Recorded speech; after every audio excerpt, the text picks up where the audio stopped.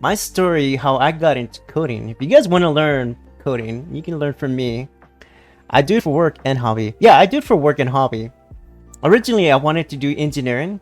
Like, I like Legos a lot. And if it weren't for game development, I'll be streaming Legos. So if it weren't for coding, I'll be doing like Lego streams. But luckily, I'm glad I didn't pick Legos because they would take too much space. But when I was younger, I wanted to get into civil engineering or anything engineering and then I remember my mom got me and my dad got me a new PC, like my first personal computer. This was back. Keep in mind, this was back in the 90s, so it must have been late 93 maybe. Like an old IBM PC. I don't even remember the name of the IBM PC. Right, the old ones where it had DOS. I mean, like not even like the old Windows. It had basic DOS. They got me a teacher and I got to learn a little bit of computers. And I think that's how I kind of started messing with computers a little bit, with games and all that. But originally, I went to, university. I went to an engineering classes, to physics, chemistry. I didn't like chemistry too much, but I had to take an elective, which was computer science. And then from there, I'd say, you know what? I'm pretty good at computer science. Why don't I just do programming? So I took kind of like courses for it. And luckily, I was going to a job. And then the job agreed to pay me for my university. So I don't have any student debts either. I got lucky, like I told you guys. When the job said, "Hell yeah, we'll pay for your your student debts, your classes, your courses," and they were like, "Yeah, no problem." So what I would do, I would need to have like a certain GPA or like a certain like grade score to get the tuition reimbursement. And every time I would do it, I would just fill it out like, "Okay, you guys can return it." Oh, awesome! And that's helped me a lot. So I think that's what got me to get to do programming, and I got to do that work too as well.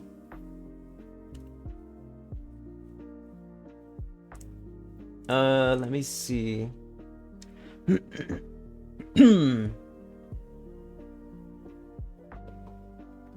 Let me do. But I really, honestly, I don't think I needed it. Yeah, I don't really think I needed anything. The university, it helped a little bit, but really, in reality, guys, you really don't need much university for coding, especially nowadays with AI and everything. Anybody can do coding technically. You just have to put your mind to it, and you'll be a coding expert already. All right. Before then, like in the 90s, like early 90s, 2000s, it was a little bit more difficult. Now it's easy. Now it's a lot easier to make coding. You don't have to worry too much about, learning certain things. It says you only get a degree to say you got one and finish something. Degree is not needed. Yeah, it's not even needed. I know my work. Sometimes they put like master's degree or they put bachelor's degree to get a position, but sometimes they don't even need it. They're like, "Oh, you don't have it. Who cares?" They just do it like a blocker. I don't understand it because I know the one person applied. He didn't have his degree. So yeah, you're fine. We'll get you the job. They like them only because they like them. That's it. Right. So you think school isn't too good for learning how to program? I got to learn the structure. So I want to say it's not that it's not good. It's good. It's good to learn the structure of it, like how to code, like how to legit code from a programmer that has senior experience.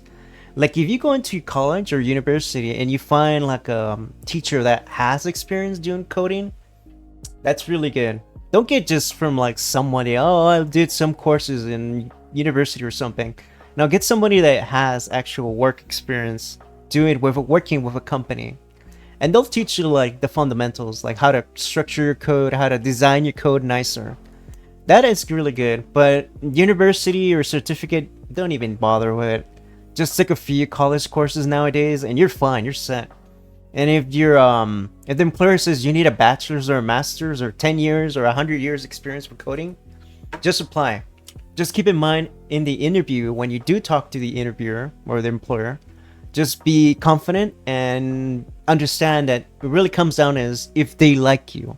Because if they like you, they don't care anything about your education or experience. Like, yeah, I really like, Miguel. He's really good. He knows how to talk, and we had a really good interview.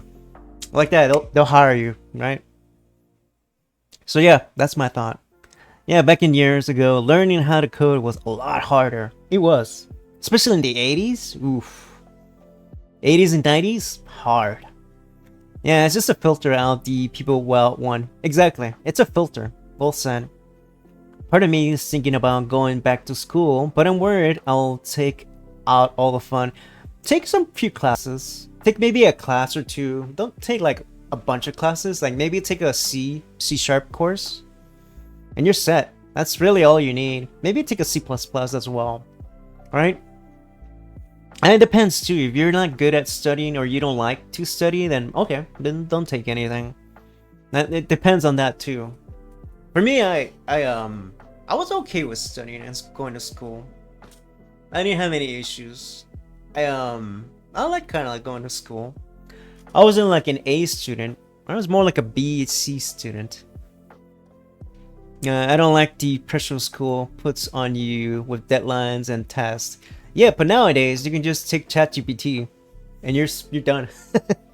I spent 2 years on one program in the C book. You might have an edge. You might have an edge in there. Like the courses, you can just ask ChatGPT how to figure this out. That's even easier. Just letting you guys know, there's gonna be an ad coming in like 50 seconds or so.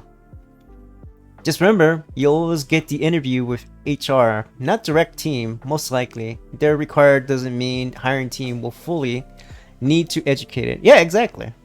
Hello. Yeah, you don't really need... I mean, with me, I got the job from the manager I knew. He knew me already. So yeah, I know Miguel. He's a really cool guy.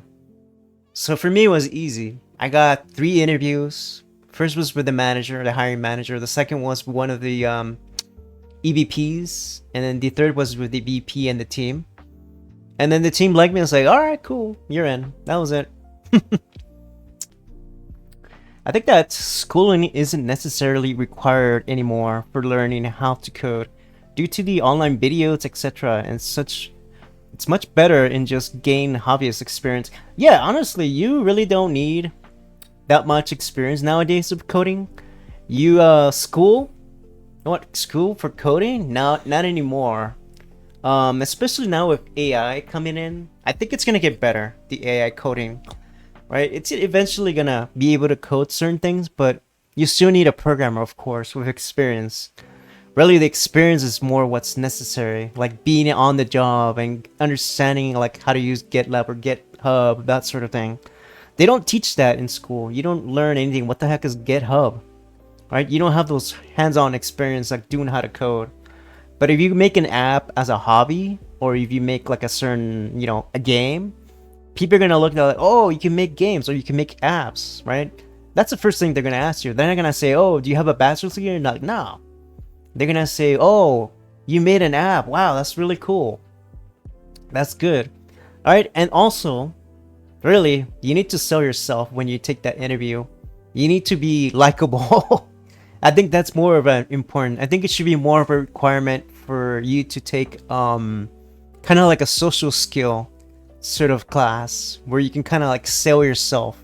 Like, oh, I deserve the job because I'm creative. I can do this. That's where you need more. But there's no pressure because you can't fail at something you do as a hobby.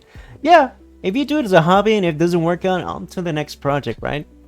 If you're the app that you're trying to make or the game that you're trying to make or whatever you're trying to make doesn't work out, it's like, I'll just do that one later, right? But you can at least say, yeah, I have an app experience. I've done this, I've done that. I think that's the best course of doing it. Same with game development, right? If you're doing game development, you really don't need a game design class, right? You can take a couple classes here and there. I'm not saying schooling is bad, right? Take a school, maybe take one class or something on coding and one class on game design. Just kind of like so you know the structure, how to put it together with someone that has experience doing game development or app creation. That's perfect. That I recommend. Just learning from someone with experience. That's all you need. I'm at a game design school right now, and it's good, but it's definitely not useful compared to hobbyist project. It's because hobbyist project you get the hands-on experience. With game design school, with schools like that, you learn more of the structure, the fundamentals. You really don't learn like what could happen if this happens in your project, or if you work in a AAA industry. Let's say you got hired in Blizzard or whatever it may be, Microsoft, right? They'll test your more of your co-working experience, like how well do you get along with your manager, how well will you get along with your coworkers. Because if you don't get along with either, then forget your experience. They're not gonna go, oh yeah, you're good. No. So you don't get along with the team, then we don't need you. It's like, okay, that's it. That's all we need. Yeah, they teach you about basics. Yeah, basics is what you need. So it's good. Take a class, finish that class, I would say, and then from there, I wouldn't do any more. I wouldn't get like the certificate. Don't bother with a certificate. It's just a fancy paper. Really, that's all it is. Take the class, learn from it, learn from the basic structures, and then from there start taking it as a hobby, kind of design certain apps or games, whatever you may want to do, and use ChatGPT, of course, to get some structures, and then the tutorials, right? Those are the best things. All right, and then try it yourself, do it yourself, see how far you get. Yeah, I like that. Well said, guys. Yeah, I don't nowadays. Yeah, it's not really necessary to take so many courses on, right? How to do this, how to make $1 million. That's not necessary, right? We'll put this here. It's not that course or classes are a scam or anything like that. I'm just saying, if you know the basics, you're set. That's all you need. Just the basics. The rest is just all from learning from experience. Like what you learn, what structure can you do, what kind of design can you do, that sort of thing. It's the best. Nothing beats hands-on experience. Nothing, right? And how well you can work with a team. That's it. How well you work with a team and experience. There you go. That's it. Good job. I like that. I like that question. Good question of the day.